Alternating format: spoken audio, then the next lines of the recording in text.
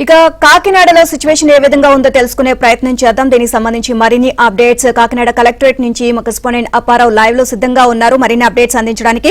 అప్పారావు చెప్పండి, మోంతా తుఫాను తీవ్ర తుఫానుగా మారి కాకినాడ తుని మధ్య తీరం దాటే అవకాశం ఉందని చెప్పి వాతావరణ శాఖ అధికారులు హెచ్చరికలు అయితే జారీ చేస్తున్నారు. అక్కడ సహాయక కార్యక్రమాలు ఏ విధంగా జరుగుతున్నాయి? మరి నీలిమా, మోంతా తుఫాను కాకినాడ తుని మధ్య తీరం దాటుతుందన్న హెచ్చరికల నేపథ్యంలో రాష్ట్ర ప్రభుత్వం అప్రమత్తమైంది. ఎప్పటికప్పుడు పరిస్థితిని సమీక్షిస్తూ ఎక్కడ ప్రాణ నష్టం కానీ ఆస్తి నష్టం లేకుండా చేయాలని సీఎం చంద్రబాబు ఇప్పటికే ఆదేశించారు. ఈ నేపథ్యంలో కాకినాడ జిల్లా ఇన్ఛార్జి మంత్రి నారాయణ కాకినాడ వచ్చారు. ఈ రోజు జిల్లా కలెక్టర్ ఇతర అధికారులతో ఎంపీ షానా సతీష్ అదేవిధంగా మంత్రి నారాయణ తదితరులందరూ సమీక్ష నిర్వహించారు. ప్రధానంగా గాలుల తీవ్రత 100 కిలోమీటర్లు ఎక్కువగా ఉన్న నేపథ్యంలో స్తంభాలు ఇతరత్ర విద్యుత్ సమస్యలు ఏమన్నా తలెత్తితే తక్షణం పరిష్కరించడం కోసం కూడా అదనపు స్తంభాలు కానీ లైన్మెన్లు కానీ కూడా ఎక్కడికక్కడ ఏర్పాటు చేశారు. అదేవిధంగా పునరావాస శిబిరాలు కూడా ఏర్పాటు చేశారు. అసలు ఏ విధంగా సన్నద్ధత చేస్తున్నారని దాని మీద ఇప్పుడు నారాయణ గారితో మాట్లాడి చూద్దాం. సార్, తుఫాను తీరం దాటుతున్న నేపథ్యంలో పరిస్థితి ఏ విధంగా మీరు సమీక్షిస్తున్నారు?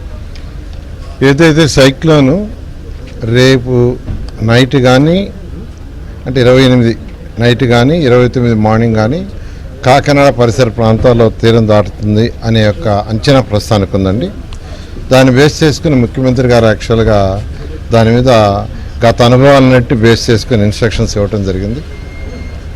కలెక్టర్ గారు యాక్చువల్గా దానికి సంబంధించి అధికారులతో అటు ప్రజాప్రతినిధులతో డిస్కస్ చేసి ఏర్పాట్లన్నీ చేశారు. ఈరోజు నేను యాక్చువల్గా కాకినాడ వచ్చి మళ్ళీ అధికారులతోనూ ఎంపీలతోనూ ఎమ్మెల్యేలతోనూ అందరితో డిస్కస్ చేయడం, మళ్ళీ ఎంపీలు ఎమ్మెల్యేలు ఇచ్చిన సజెషన్స్ కూడా కలెక్టర్ గారు తీసుకోవడం, దాని మీద ఇంప్లిమెంట్ చేయడం జరిగింది.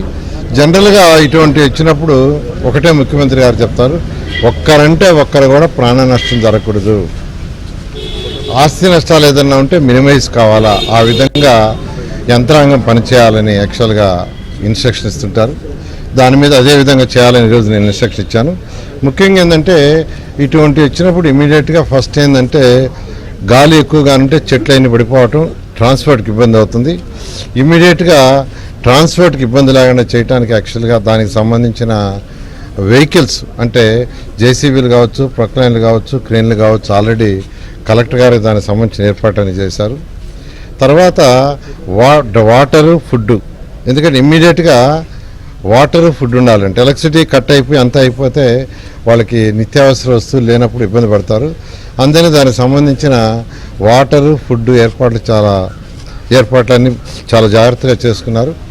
అదేవిధంగా అన్నిటికంటే ఇంపార్టెంట్ ఎలక్ట్రిసిటీ, ఎక్కువ గాలి వీస్తే ఎలక్ట్రిసిటీ వైర్లన్నీ తెగిపోతాయి, స్తంభాలు పడిపోతాయి. మనందరూ తెలిసిందే, విద్యుత్ తుఫాన్ అప్పుడు ఒక్క స్తంభం అంటే ఒక్కటి కూడా నిలవాల, ఒక్క వైర్ నిలవాల.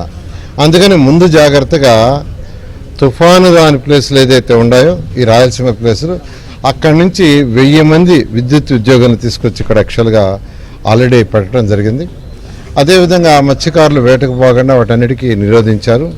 అంతేకాకుండా ఒక 617 బోట్స్ ఏదైతే సముద్ర తీరంలో లోపల ఉంటే వాటన్నిటి కూడా తీసుకొచ్చి ఈ క్రీక్స్లో పెట్టించారు. క్రీక్స్లో అయితే సేఫ్గా ఉంటాయని వాళ్ళు ఎవరిని కూడా యాక్చువల్గా ఎటువంటి ఇబ్బంది లేకుండా లో లయింగ్లో ఉండే వాళ్ళందరినీ షిఫ్ట్ చేస్తున్నారు పునరావాస కేంద్రాలకి. పునరావాస కేంద్రాలు ఏర్పాటు చేయడం కోసంగా ఏదైతే ఇక్కడ మనకు స్కూల్స్, గవర్నమెంట్ యొక్క రెసిడెన్షియల్ కాలేజీలు, స్కూల్స్ ఉన్నాయో అవన్నీ ఖాళీ చేయించారు.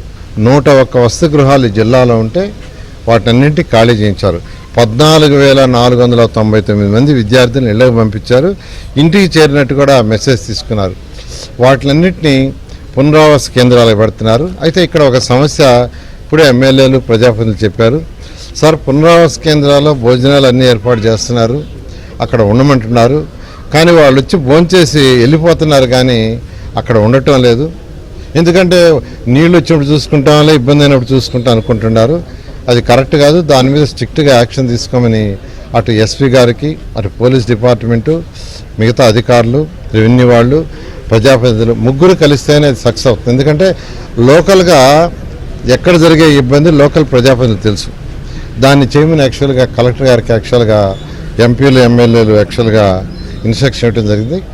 అదేవిధంగా ఏలేసిన ఏదైతే రిజర్వాయర్ ఉందో దాని కెపాసిటీ 24.11 టీఎంసీ, అయితే ప్రస్తుతం 21.97 ఉంది. అయితే ఈ వర్షాలు వచ్చినప్పుడు, తుఫాన్ వచ్చినప్పుడు ఒక్కసారి హెవీ రెయిన్ రావటం వల్ల ఓవర్ఫ్లో అయితే పక్కనుండే విలేజ్లు మునిగే ఛాన్స్ ఉంటుంది. కాబట్టి దాన్ని 21.5కి ఆపుతాము. ఆ వచ్చిన ఎక్స్ట్రాని ఎప్పటికప్పుడు రిలీజ్ చేస్తాము. పరిస్థితులను బట్టి దాన్ని బట్టి చేస్తామన్నారు ఇరిగేషన్ వాళ్ళు. మొత్తం నిజంగా అది కాస్త జాగ్రత్తలు తీసుకుంటున్నారండి.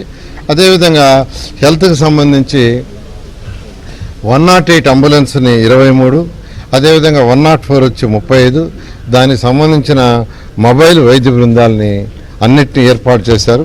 ఆ విధంగా కావలసిన మెడిసిన్స్ కూడా, ఏదైతే మెడిసిన్స్ కావాలది, అన్నిటికంటే ఇంపార్టెంట్ వాటర్ పొల్యూట్ కాకుండా చూసుకోవాలి. ఇటువంటి డిజాస్టర్ జరిగినప్పుడు వాటర్ పొల్యూటే అంటువ్యాధులు వస్తుంది. అది రాకుండా ఉండటానికి అటు మున్సిపల్ శాఖ, అదేవిధంగా పంచాయతీ శాఖ, హెల్త్ డిపార్ట్మెంటు ముగ్గురు కలిసి వర్క్ చేసే విధంగా యాక్చువల్గా ఇన్స్ట్రక్షన్ ఇవ్వడం జరిగింది. శాండ్ బ్యాగేజ్ రెడీ చేశారు. ఎక్కడ గండ్లు పెడితే ఇమ్మీడియట్గా వాటిని అన్నిటి చేయడానికి 269 రీహాబిటేషన్ సెంటర్స్ని స్పెషల్గా ఫోకస్ చేయడం జరిగింది. అదేవిధంగా రాజప్ప గారు, తర్మ వర్మ గారు, అదేవిధంగా ఎంపీలు అనేక సజెషన్స్ ఇస్తే వాటినన్నింటినీ యాక్చువల్గా కలెక్టర్ గారు ఇంప్లిమెంట్ చేయబోతున్నారు. 2189 హౌసెస్ ఏదైతే అంటే గోడలు సరిగా లేక, లేదా పైన ట్యాచర్ షెడ్ ఉండి ఏదైనా తుఫాన్ వస్తే ఇబ్బంది పడే హౌస్ ఉంటే వాటిలన్నింటినీ వికెట్ చేయించారు. ఈ విధంగా ఈరోజు కలెక్టర్ గారు, వాళ్ళ బృందం, అటు ప్రజాపతి అందరూ కలిసి ఎటువంటి పరిస్థితి ఇచ్చినా ప్రాణ నష్టం జరగకుండా, ఆస్తి నష్టం ఏదైనా మినిమైజ్ అయ్యేటట్టుగా అన్ని చర్యలు తీసుకోవడం. సార్ మీరు చెప్పండి సార్, మీ మీటింగ్లో చర్చించిన ప్రధాన అంశాలు ఏంటి? మినిస్టర్ గారు చెప్పారు, ఎంపీగా మీరు మంత్రి గారు చెప్పినట్టు ఈవేళ ఏంటంటే ప్రత్యేకంగా ఏ విధమైన ప్రాణ నష్టం జరగకుండా ఉండాలనేది ప్రత్యేకంగా చేస్తున్నాం. అది అంతేకాకుండా మన కాకినాడకి 1996 తర్వాత వచ్చే పెద్ద తుఫానుగా ఇది పరిగణించబడ్డది. అప్పుడులో ఆ కమ్యూనికేషన్ వ్యవస్థ అది అంత ఉండేది కాదు. కాబట్టి ఇప్పుడున్న కమ్యూనికేషన్ వ్యవస్థ ముందుగా మనం ఎదుర్కోవటం వలన ప్రాణ నష్టం అనేది ఏ విధంగా జరగకుండా ఉండాలో చూసుకుంటున్నాం. ఇది ప్రజాప్రతినిధులు చెప్తున్నారు. సీఎం చంద్రబాబు ఆదేశాల మేరకు తుఫాను నష్టం ఏ విధంగా లేకుండా ఉండడం చూడడం కోసం అధికారులు పూర్తి స్థాయిలో సన్నద్ధం చేసి చెప్తున్నారు. నీలిమ.